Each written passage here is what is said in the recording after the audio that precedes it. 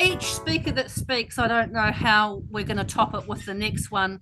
But our next speaker is a serious superstar. So, without further ado, Mr. Robert Tulp, can you please put your wonderful self on the screen? How are you? I'm good. I'm good. Thank Never. you so much for agreeing to be here. Now, again, for anyone who has been under a rock and doesn't know who this fine man is, um, I use Apollo Auctions over here in Australia to do all of my auctions. Why? Because I want to be in the crowd. Now, I can call my own auction, but I don't. So, Rob is here today to share with us everything auction, where the future is headed, what the changes are that he's seeing. And I'm myself seeing a lot of changes in the marketplace in terms of auctions, Rob. So you guys are really rocking and rolling. You're spreading Yeah. yourselves absolutely everywhere and calling for some of the finest agencies and agents across both countries. Yeah. Thank you, Emily. Yeah, I'm happy for you to just keep on talking about my accolades if you like. That's not at all. So look, there's auctions have definitely changed. I mean, I've done auctions now. I've been part of the real estate industry and auctions for about 33 years. It used to always be fairly much cookie cutter where you'd have 10% deposit, 30 days, and you would exclude all of the conditional buyers. And so therefore, I always say that it's almost like high risk, high reward surgery, whereby if it turns out it's great, it's life saving. If not, for some agents, they might feel that it's life ending, and so they their confidence goes down and all these sort of things. But as I say now, we don't exclude their conditional buyers. We just have a staggered start line. And so again, it was interesting. I did auctions for a client yesterday, whereby we had 5 auctions. We had one that had an active unconditional buyer with it. And so during the auction, I called that auction and I'm pausing it whilst I'm sort of, we're negotiating and I come up and do the others. So out of those auctions in the rooms yesterday, I sold none of them on the day. Sorry, none of them under the hammer. And only one actually had active bidding. And so, and again, an observer might say, well, that's terrible and it's life ending for an agent and who'd want to do it? By 7 o'clock last night, my phone had started going through and I had one had sold, like we were close with the negotiation. One had sold straight away. One had gone into a multiple offer. One had a conditional offer written up above reserve price. And so these sort of things, it's just a matter of starting its life off as an auction. I've just done 7 auctions close to where I am now. And of that, we sold 4 under the hammer. One of the owners, as the agent said, agreed to buy their house back because they're so far above the market. The agency literally was being ended at the end of the auction because they didn't think the owner was listening. But we had bidding on all 7, so that's pretty good. So I think nowadays with auctions and for agents looking forward, I think auctions are very much that they're part of the process. If you've got 90 days in New Zealand to get a property transacted, we always suggest that you just use auctions as stage 1 strategy. So again, if you think about that from day 1, you're going to be inviting the conditional and the unconditional buyers. At auction, we're going to give the unconditional buyers that 10 to 15 minute head start. You still invite the conditional buyers so that straight away afterwards, they can come along and put in a conditional offer straight away. I even sat with an agent last night because we're doing an auction on Sunday. She has a conditional client for, and she just asked, do I write up the offer beforehand? Do I wait? And I said, well, our job is to inform the owners as much as we possibly can. And so if you've got somebody who wants to buy the property, albeit they're not in a position to participate at the auction, we want to pass that information on to the owners. And then the owners can ultimately decide, bird in the hand, all that sort of stuff. Do they give a discount for unconditional? And that's kind of how it works. So, there's a lot of. I always talk about the auctions being in a different, it's a process. And I honestly, Rob, I talk to my clients about not getting attached to an outcome of the fall of the hammer and being sold, because that may not be the best way to get the best price right at that point in time. Totally.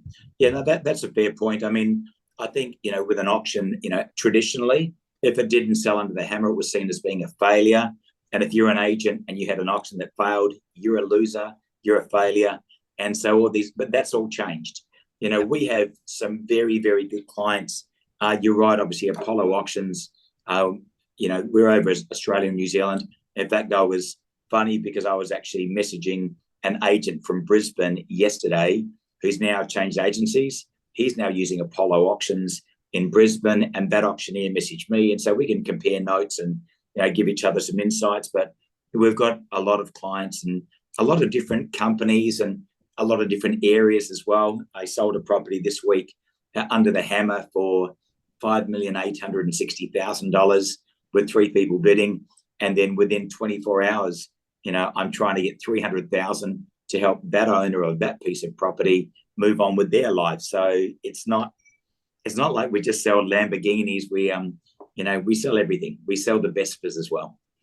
Absolutely, you do. You sell some fantastic houses. And one thing that I had to have a laugh. A wonderful guy by the name of Peter Brewer, who's on the board at the REIQ over here. You'll know him, of course. We'll know him. Of course. Running out of Saturdays. So I've just ordered his book. No longer do we need to run out of Saturdays. And Andy Reid, who is with Apollo Auctions in Melbourne, Victoria. Where I've just come from, is very, very good at shifting and moving in that space. And he really originally made me think about it. And he goes, why must it be on a Saturday? Tell me. Yeah. I think it's just how we're programmed. They're right. I know both of those gentlemen. And I originally started real estate in Perth in 1992. And again, we used to look at Melbourne and Sydney as being the juggernauts of auction, and everything would be rack and stack on a Saturday. I know a lot of auctioneers are still that way. So, and I can still remember having the conversation about trying to move an auction from on-site to in-room. I remember having the conversation to move people from a weekend to a weekday. I can tell you now that, like, for example, this week I've got 35 auctions, and yet I'm having Monday, Friday, and Saturday without any auctions. So, because at my age you need balance. A Saturday? Yeah, so I don't call Saturdays. That's unheard of. It hasn't impacted my bookings, and it hasn't impacted the results. So, like, I'm actually at a real estate office right now, and so we're sitting here in New Zealand time. It's 2:00 speaking to you. So my auctions here are going to be at 4:00 on a Thursday. My earlier auctions were at 11:00 on a Thursday. And nowadays, people don't have to attend. They can participate by watching it online and on the phone. So again, this is kind of how it is morphed away from the one-trick pony to now being, as we always joked as agents, say, look, if somebody wants to buy a property, you could do an auction at 2 a.m. on a Friday morning and they'll turn up. Don't, because it's dumb and you'll get divorced. 2 a.m. is a bit early. Yeah.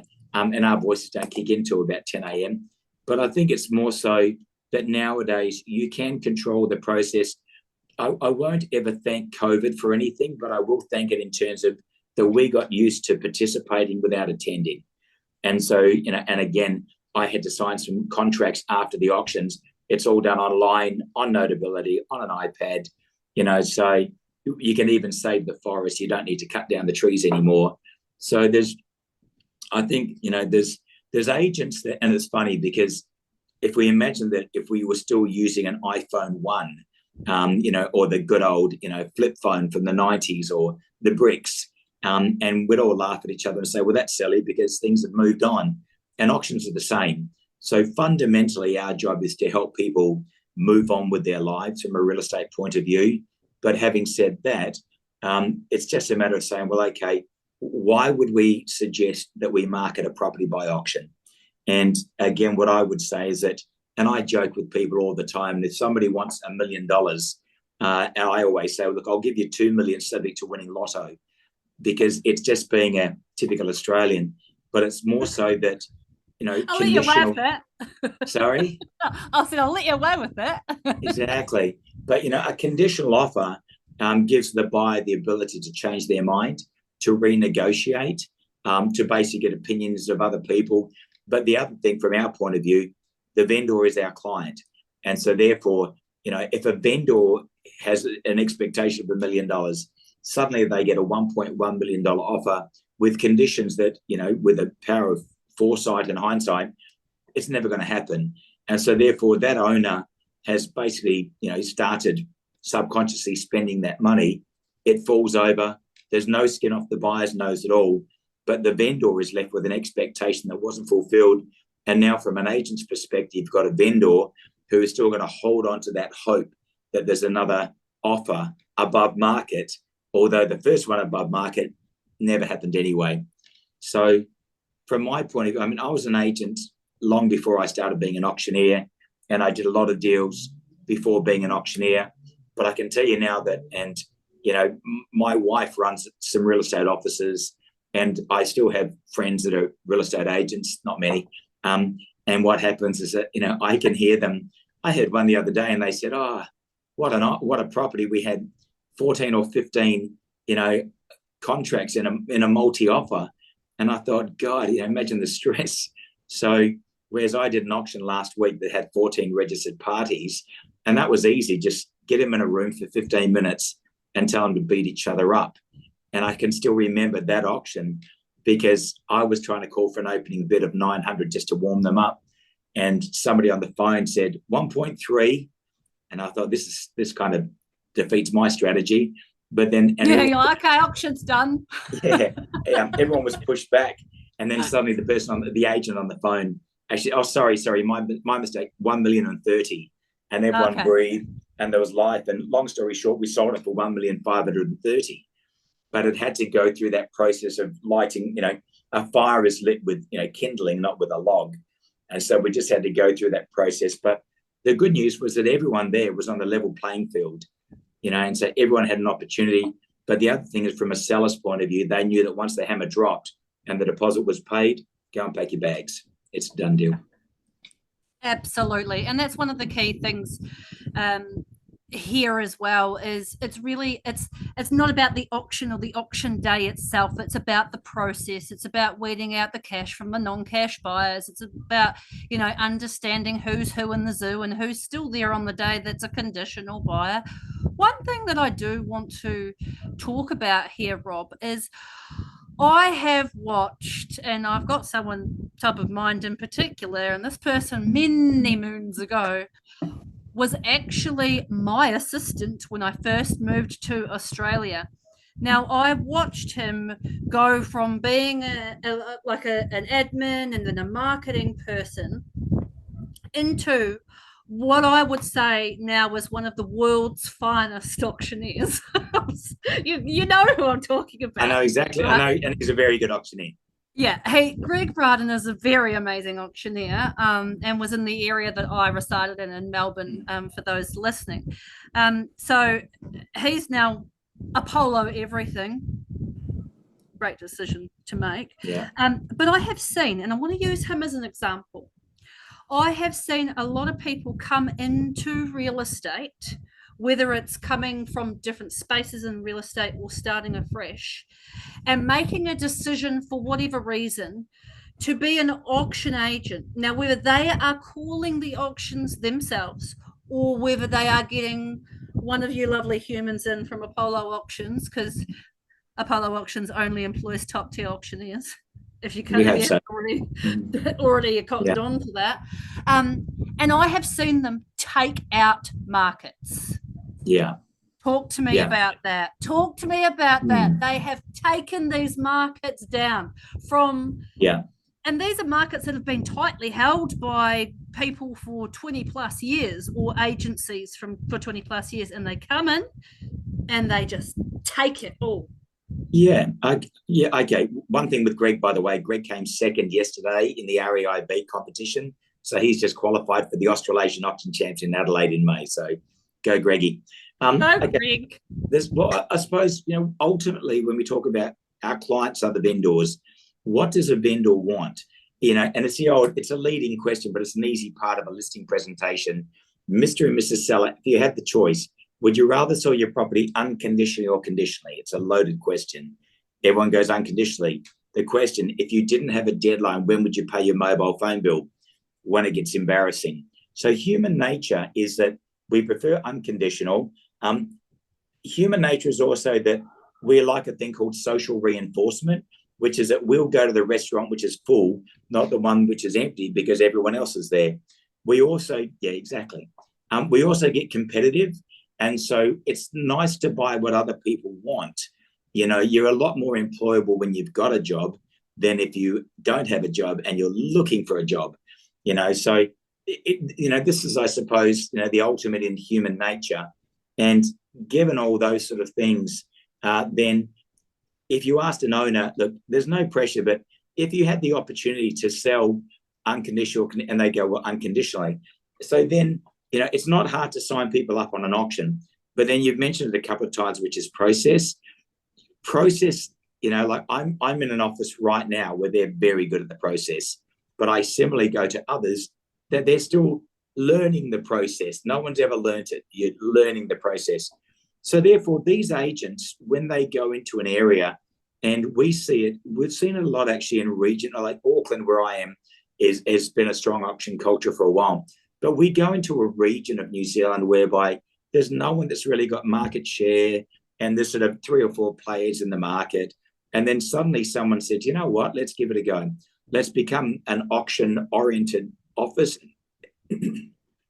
So I'm sorry, an agency. Yeah, you've been selling houses and talking all day long. A little bit. So what ends up happening is that these guys then say, you know what, bugger it, let's do it. And so they get somebody in, whether it be me or somebody else, to start learning the process. And when they start getting the process right, and if I can say a few things, and this is not just me, we all know each other in the industry, but the reality is that there's no pressure on a seller to take the best unconditional offer. We're trying to sell it unconditionally first if the money is right. And if it is, then great, hammer drop, celebration.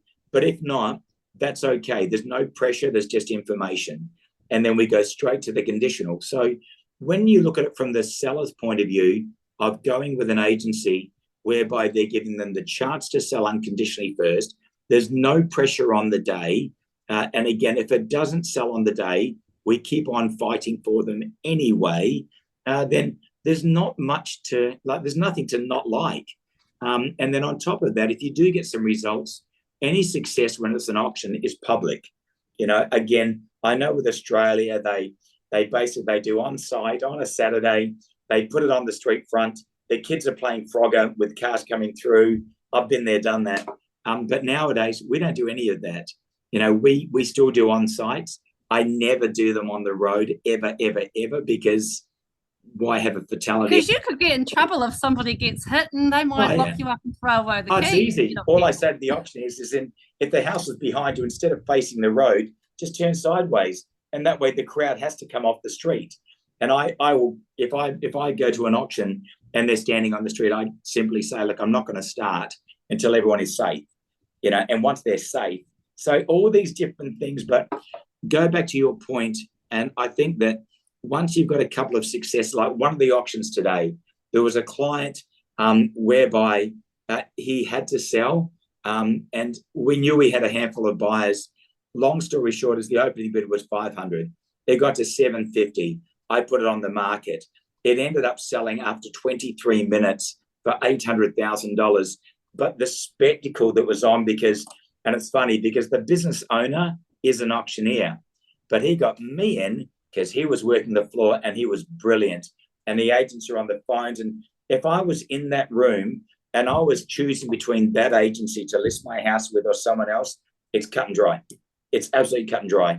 And there are times where when you're going through the process and learn, you'll be nervous, you'll make mistakes. But as we always say, get back on the horse. And the other thing is keep on upskilling yourself.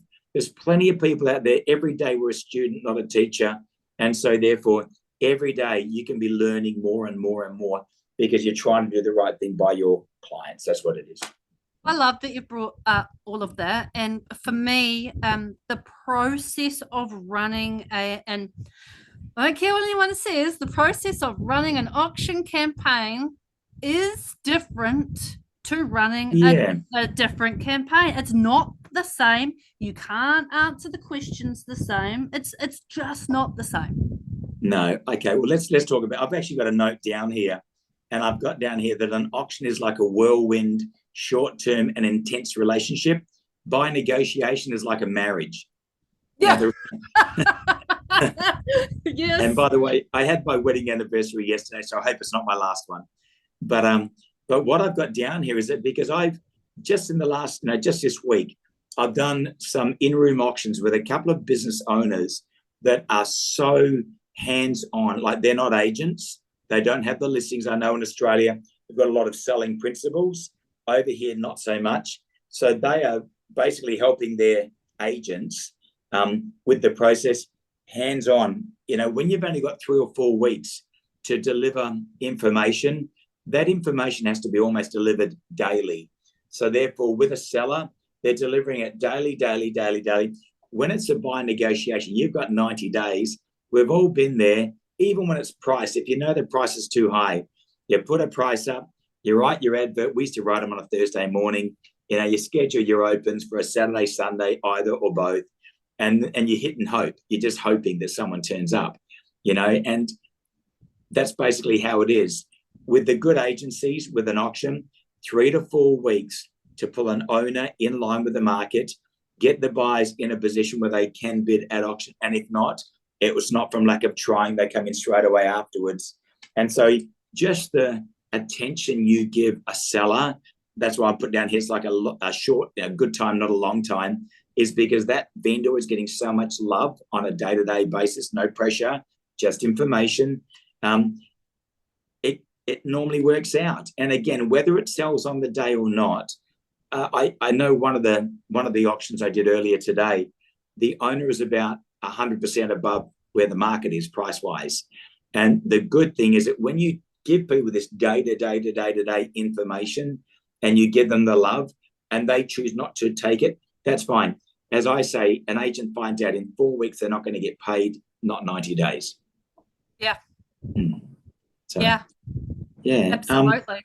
It's good. I mean, I just see so much. The problem I do have is that I have agents and clients that basically still run an auction the way they would a deadline or a price. And the whole point of an auction is that it's no price. But it's funny how the price gets out there. I did auctions on Sunday for on-sites, and the first 3 had nobody at, like not even a neighbor. No one was there. And it was, and yet the 4th one sold. And it was funny because I hadn't seen the owners before auction day. That's just, everyone's different. But when I went there, it was very clear that all 3 owners of the first 3, their expectations were well above market, and no one turned up. And I said to the agents, how is no one here? If they don't know what the owners want, then they don't know that the owners over market, then they should be here and then go. But as we all know, the owner talks to friends and says, I'm not in a hurry, not going to give it away, don't need to sell. And so that bleeds out there. And then the agent, their enthusiasm is not a 9 out of 10, it's a 5 out of 10, because even with 10 bidders, this person's not listening anyway. And so it does impact the day. Yet the 4th property, the owner, no one's desperate, no one wants to undersell anyone's property. But what ended up happening was that you've actually got the 4th one there out of 6 that I had, where the owner is ready to sell, choosing to, doesn't have to. And then because that's the attitude and the approach that the agent can put into the marketing, into the conversations, their energy into, talking to anyone, they had 2 bidders and it sold comfortably. So I just say that, if I had a magic wand, I would suggest that we keep no price. In New Zealand, and I know there's REA in Australia, in New Zealand there's a website called Trade Me, and you can go on there and it throws other properties up in front of the buyer's nose. If they don't get this one, here's 30 others they might get, and these are the sort of things. And we have rateable values over here. We have a price guesstimate. And so I just know that price can be out there without you putting the price out there. And that's the fear. Yeah. Absolutely. I'm so glad that you really elaborated on that because I see it all the time, and not just in Australia but New Zealand as well. And I'm friends with a lot of coaches and auctioneers in the industry, and it was I think it was even Andy that I was listening to last week, and there were a few that didn't sell, and he was saying, guys, you've got to be doing more work with your buyers Yeah. and your sellers. Everybody on the day should know exactly what's happening, what to expect in a certain way as well. Because I will very much, when I'm doing a set of reserve, I will very much sit down and we will talk about that till the cows come home if we need to, because that is one of the most important conversations of the entire campaign, in my humble opinion. Yeah. And if you can take away that stress factor from your clients and go, look, here are the facts and the stats of what sells under the hammer, what sells that same day, and what sells in the week following. Yeah. It takes some of Yeah. their stress away. But Yeah. if they are starved of info, they don't know. Well, I suppose in the absence of information, people just make decisions. They make up their mind. So I think expectations are a big thing. You know, we're talking about how auctions have changed, and it used to be that you know, I remember, and I might have said this to you in the past, I remember jumping off a plane in regional New Zealand, and I was working with a new client, and they said, look, Rob, we have a 100% success record with our auctions under the hammer. And I said, well, that must be terrible for your next vendor. And they got offended. And they said, what do you mean? I said, well, imagine sitting down with a client saying, hey, Emily, we've just sold 100 out of 100 under the hammer and you're next. You know, it could put pressure. I've got pretty high expectations as a seller in that case. Well, it could be, you know, don't let us down. It's all about us and our stats. So one of the stats we don't keep in New Zealand for Apollo, we don't keep success rate under the hammer, because to me, it's a false deadline. When somebody signs up, they give the agency 90 days in New Zealand. I'm guessing Australia is similar. They give you 90 days to get a result. Now, whether or not it's done in 4 weeks or 1/3 of that, that's a bonus. But I hate when I see on social media an agent saying, just sold in 24 hours. Well, you know, did the owners pay you more money for selling it in 1 day? And I've never seen a listing form which says, and if you sell it within 1 week, we'll double your commission. I've never seen it. You know, so I think it's more so that sometimes the dish takes longer to cook. Sometimes, you know, just cooking a dish in the microwave because it's faster doesn't make it better. And so my own opinion is that things take time. 90 days is 90 days. If the owner commits to me for 90 days, I commit to the owner for 90 days. You know, and all these things are along the lines of there's no pressure. People feeling pressure to take what's on the day. We don't have any of that. I mean, I did one auction, and it was over the last 24 hours. I had 5 bidders on it and it didn't sell, and that's fine. That's fine. You know, I know that especially in New Zealand where there's more properties than buyers, that the agents would have been a little bit frustrated that, you know, 4 or 5 bidders should absolutely deliver the market and the owner should take it. But sometimes owners don't. And that's part of the risk as an agent. When you list a property, you get paid a good whack of commission because you don't win them all. Just how it is, you know. So. You know what, at the end of the day, they're paying us, well, sometimes they don't, as you said, but they're paying for our advice. Oh, they're paying for their property. Yeah, they're paying for our time. And you know, one thing is that sometimes, especially in New Zealand where, you know, 2021, when we're all locked down, then the market was like nothing we've ever seen here. I know Australia was pretty similar. You know, now it's not like that. It's definitely not like that. And so I think at the end of the day, some people that bought 20 years ago, 10 years ago, yeah, they'll make good money. But if they bought 4 years ago, they're still trying to recover what they paid for it. And so sometimes people have, you know, and they use auction as a way of finding out what the market will pay before you say what you'll take.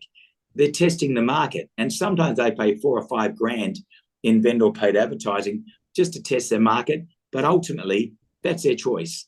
And if the agent takes it on, they know that sometimes they get paid, and sometimes all the owner is doing is using them as a means to test the market. Yeah. You know, and look, that's some of the agents go in knowing that, and they're quite happy to do so because they think, oh, well, if I meet more buyers and I might meet another seller. I'm vastly different. I say that we're either in the market or on the market. They're two very separate things. Yeah. Which one are you? And they are. I mean, I've got clients where their strategy is to list everything. Just list everything. I put my signboard up. I don't have your signboard up. I always say if a signboard's out the front of a property for 12 months, the public and the passerby don't blame the vendor, they blame the agent. And yes, well, your signboard's out the front. You obviously couldn't sell it. But I know some agencies where their strategy is to list everything because eventually it's a statistic. Statistically, most people will listen to the market, you know, and if I sell 70 to 80% of the properties that I have a signboard in the ground out the front of, that's enough. I get a good living, and life's good, and it's less stress and things like that. I do have down here that you know, you mentioned it before. You've got to manage the buyers. You've got to manage the sellers. You know, I often say that our job is to play two-handed tug of war. You know, I'm sort of getting the buyers here and the sellers here, and eventually they sort of meet up, and sometimes they do and sometimes they don't. But you can manage the process. You can manage the people. And if you suddenly get a buyer in the room and you haven't managed them, and I've had full auction rooms before where, you know, you go up to a buyer and say, you know, and the buyer's here registered to bid on that property. And then the auctioneer says, opening bidder offer, and you say, do you want to bid? And they go, no. And you go, okay. Do you want to bid now? No. Okay. And I see people on the phone and they go, okay, do you want to bid? No. Okay. You know, it's like I can tell there's been no pre-process. We should know that before we go in. Yeah, of course. Are you intending on coming on the day? Great. Yeah. Are you intending on putting your hand up to purchase? Yeah. Good. Is there anything that you need or want to discuss prior to? Absolutely. And there's what won't you pay? Well, the easy dialogue is, do you have a strategy? You know, have you bid before? Do you have a strategy? And if they go, yep, what's your strategy? I'm going to wait. And then if I was an agent, I'd say, well, look, I'm letting you know if you do that, I have to go and put time into those people that are bidding. You know, and just go and talk to some colleagues, go and talk. I love on the telephone, and I've told people to say, if they've got a buyer on the telephone and say, okay, are you bidding? And they say, I just want to wait. Then the dialogue is you just say, look, I'm letting you know that if you're not going to bid, I have to hang up and help other people. And then just literally hang up. But then don't put your phone on silent, and they normally call you back. So they think you're bluffing until you're not. Fantastic. Round of applause. Rob, thank you so much for your time today. I know you're an incredibly busy man doing multitudes of auctions, running a huge company. So thank you so much for coming and talking to us, taking your time out of your day to talk Absolute pleasure. Thank you. Thank you for having me. Enjoy the rest of your day. Thank you. Thanks, Emily. Cheers, guys.